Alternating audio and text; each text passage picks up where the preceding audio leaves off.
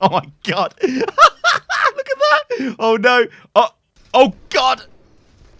Sigma gets a bunch of balance changes. So first thing Sigma gets is a direct nerf to his damage. Now, he only does 30 damage now instead of 35 per hypersphere detonation. Now, I think this is needed because it was pretty easy to get gold damage as Sigma, I'm not going to lie, and that's probably not balanced. The next thing is a new option. I'll show you guys the option here. This is toggling on and off the barrier deployment for Sigma. So if you select Sigma, you'll notice that here there is an option of toggle barrier. Now, normally it's off, and that's how Sigma has always worked, but now you can turn it on because it's a brand new option. And what this means is if you deploy the barrier, I've taken my finger off the mouse now, and the barrier is just, well, it just keeps going until I press interact again. Well, not interact, until I press right mouse button or whatever button you've got bound to alternate fire for Sigma, and then it stops. Personally, I don't like this. Like, I prefer to keep my finger on the mouse. I feel like I'm more in control. Then when I let go, it stops. Here, you kind of have to double tap it. But some players might prefer this, so it's nice that it's in the game. The other thing that Sigma gets, this is a bit of a buff, right? So Accretion, explosion damage increased from 50 to 60. So it does more damage. So, yeah, that's a buff. And Gravitic Flux, we've got this available, so I'm going to use this now. Intro cast time has been increased from 0.4 to 0.6, so this means you don't cast as quick. Watch this. See, before it actually pops up, it's a little bit slower.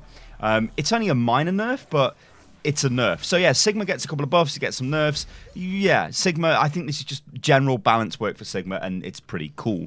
Bastion gets a buff. Now, originally, I didn't think this was too big, but honestly, this is really good because Bastion's self-repair no longer consumes resources when Bastion's at full health. So look at this, right? But watch this. I can show you with the bot. So I'm going to move into their fire, and you'll notice that I'm actually way more effective as a healer now. Look. Watch. So I take the damage if they hit me. See, I'm repairing myself. Look at my repair bar. When they stop firing at me, it doesn't go down anymore. Now, on live, it would go down. You would overheal yourself. But now, look at this. You can actually... This is really good. This is really, really, really good. This means you can almost no-brain heal yourself with Bastion now, and you're going to be way more durable. Honestly, this is a big change. The other change as well is Bastion now correctly initiates 0.25 seconds of recovery time when cancelling self-repair with weapon fire. Now, I didn't really know this was the thing, but yeah, there we go. But the big thing is this, the heal. The fact it does not use resources when you're at full health is really good. Really, really good. Zarya gets nerfed. Now, this is to do with the beam weapons, and it's kind of similar to what happened to Symmetra, but basically, beam width no longer scales with energy. So 0.1 to 0.2, and now is always 0.15. So this means your beam... Well, actually, what am I doing? It's because I've been playing so much Symmetra, I'm like, yeah, I'll just shoot them and charge myself up. It doesn't work like that, Sty. Yeah, it's going to be difficult for me to show you this in the training range, but basically your beams are not as good as they used to be. But this is the big kicker. Max beam DPS has been lowered from 190 to 170. You just do less damage. You are way less deadly. And I think that was needed because it was a bit crazy. This is massive, guys. This is absolutely massive. Now, huge shout out to Darwin. Darwin has already put this together. You guys know who he is. His link's on the screen. It's in the video description. Go and check him out. He's the god of the workshop. This is mental. The update on the PTR, what it lets you do is create bots, AI-controlled bots. That means you could essentially make your own PvE Overwatch experience in time. So, I won't bore you guys with all the details. What I'll do is I'll show you this because this was not possible until today. This is huge. Watch this. If I do this, I can spawn myself a nice group of Reinhardt. Now, that's fine, right? We've got a nice bit of Reinhardt. One thing that's interesting here is we don't have another player on the team. Before, you had to actually have another player, like, actually in the game to spawn like models, and it was really weird and wacky, and there was all these crazy ways around it. But now the game actually facilitates this, and it's crazy. So you've got a bunch of Reinhardts there. You can control them. This is just insane. So if I look over here, I can send them over there. Off you go, boys.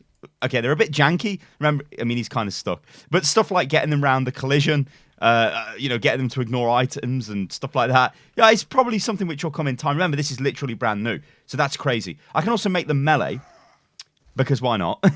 and then I can make them charge, because, yeah, let's go, boys.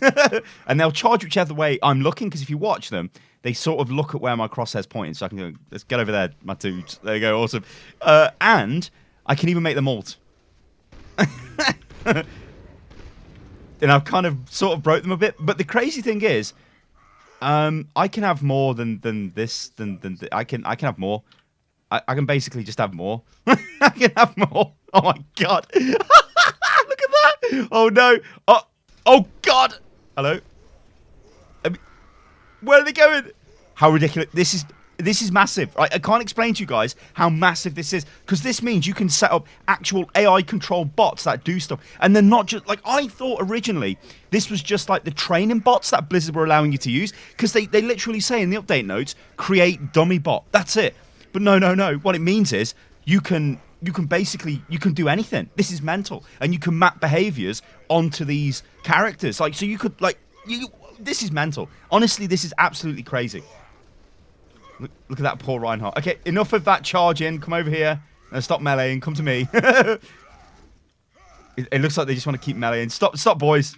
Big earth shatters. Boom.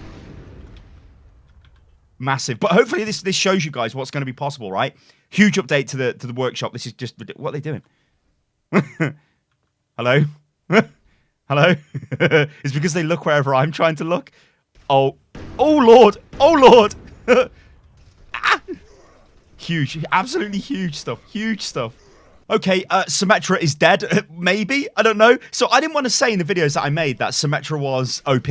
I enjoyed playing Symmetra, but it was a little bit ridiculous if somebody like me, who doesn't really play Sim, can just start dominating ridiculously easily with I don't know. Yeah.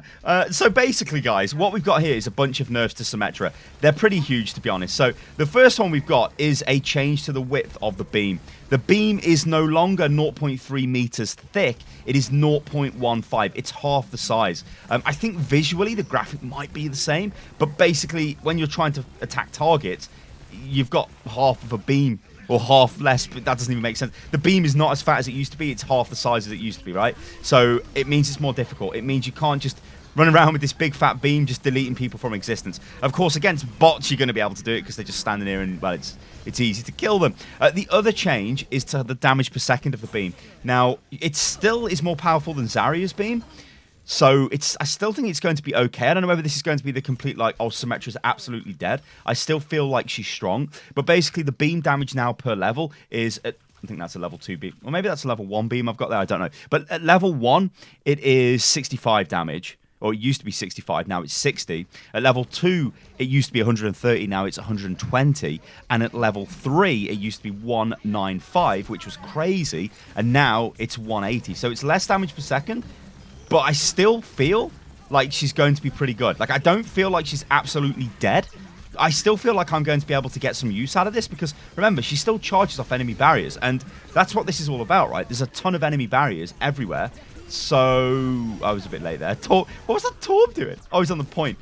You're still going to be able to charge this thing up reliably, and 180 damage per second is still crazy. Yeah, sure, you've got to be a bit more accurate with it now, but I don't know if that's going to be enough to make Symmetra just be terrible. I still feel like she's going to be pretty good. Obviously, she's not going to be as good as she is right now, because, well, she just doesn't... She's not as powerful as she was. It's a straight-up nerf. And it's interesting to me because you can see what Blizzard are doing, right? They're reacting fast because think of Brig. Brig was quite powerful for a very long time.